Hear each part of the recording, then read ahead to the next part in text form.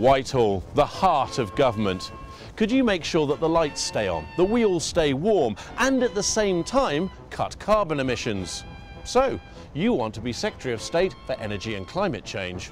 It's the department that I particularly wanted to go to, and department that I stayed in. Even when I was after David Laws's resignation from the Treasury, I was offered the Chief Secretary job and a place in the Quad inevitably, and I said no to that. I wanted to stay with DECC. There was a discussion about, I think, carbon reporting.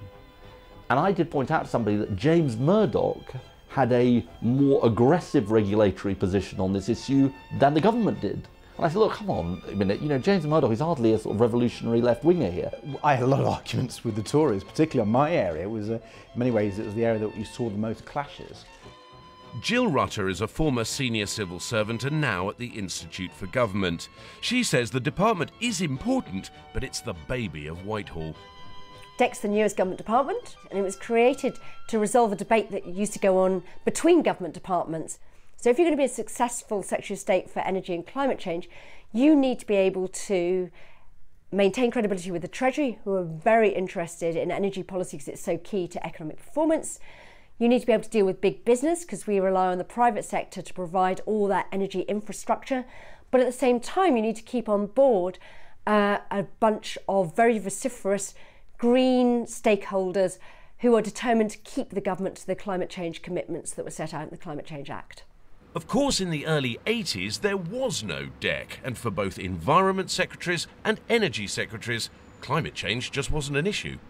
Climate change, in my days as Secretary of State for the Environment, was never the acute issue today, demanding huge subsidies of one sort or another. Nobody ever mentioned climate change, it wasn't an issue, and it has now moved from not being an issue at all to becoming a mania.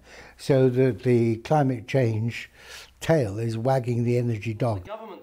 But Chris Huhne, a coalition Liberal Democrat Secretary of State, couldn't disagree more. If I had to say there was one enormous threat to humanity, not just to this country, it is the fact that we are undergoing a period of enormous climate change, and that is going to have tremendous consequences for future generations unless we get a grip on it very quickly. It fell to Ed Miliband as the first Secretary of State for DECC to wed these two competing ideas together in a single department, and he knew the scale of the challenge. I did slightly feel that the people who'd worked in energy felt the people who were from the Environment Department were a bunch of muesli-eating sandal wearers, and the people who'd come from the environment part of the forest thought the energy people were a bunch of petrol-headed sort of technocrats. And so there was definitely a challenge of integration of two parts of Whitehall together. It's not that people weren't committed, but they had their own fiefdoms, they had their own way of doing things, and there was a sort of sense of sort of mutual suspicion in a way. And Ed Davey was even having those issues with his coalition partners. I was clashing with Eric Pickles, I was clashing with Owen Paterson, I was clashing with George Osborne, of course. Bizarrely enough, I often got on very well with the Prime Minister because he did actually believe in a lot of the green stuff.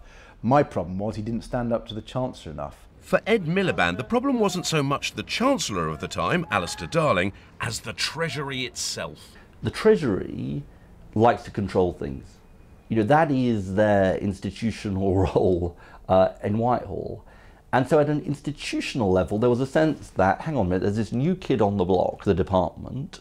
They seem to have a lot of control over some quite important things. And so inevitably that produced sort of tension and difficulty, and it was the cross-Whitehall battles that I used to find most frustrating. Hello, pleased to meet you. But by the time Chris Huhne arrived 3 years later, the department had begun to find its feet. The curious thing about the Department of Energy and Climate Change is that it is very much what I call a missionary department, rather like the Department for International Development. It has a very, very clear remit, a very clear aim. And a lot of the people who go and work for it at civil service level, and one would hope also political level, do so precisely because they do share those aims and they really want to make them happen. Of course, that's all very well if you have the support of key people. I think that the current Prime Minister, actually as leader of the opposition, did help change the debate. I've got to be frank with you. The fact that he took a lead on climate change and green issues definitely held us more to account. But I'm afraid the flip side is true, which is the scepticism of George Osborne, or the apparent scepticism of George Osborne about this issue, him saying we shouldn't be a leader, you know, why should we be ahead of the pack? I think that makes it harder. You might say, as a Labour politician, Ed Miliband would say that, but George Osborne's coalition partners in the last government agree. Cameron won't get rid of DECC because he still likes to think he is a green person. I mean, you know, he came to fame for being the first Tory leader to really embrace climate change. But if George Osborne is the leader, I think DECC will go overnight, if I'm my honest opinion. So it would seem that the long view of being Secretary of State for Energy and Climate Change is not that clear. Either it will become the department of government, or it's possible that in the future there won't even be one.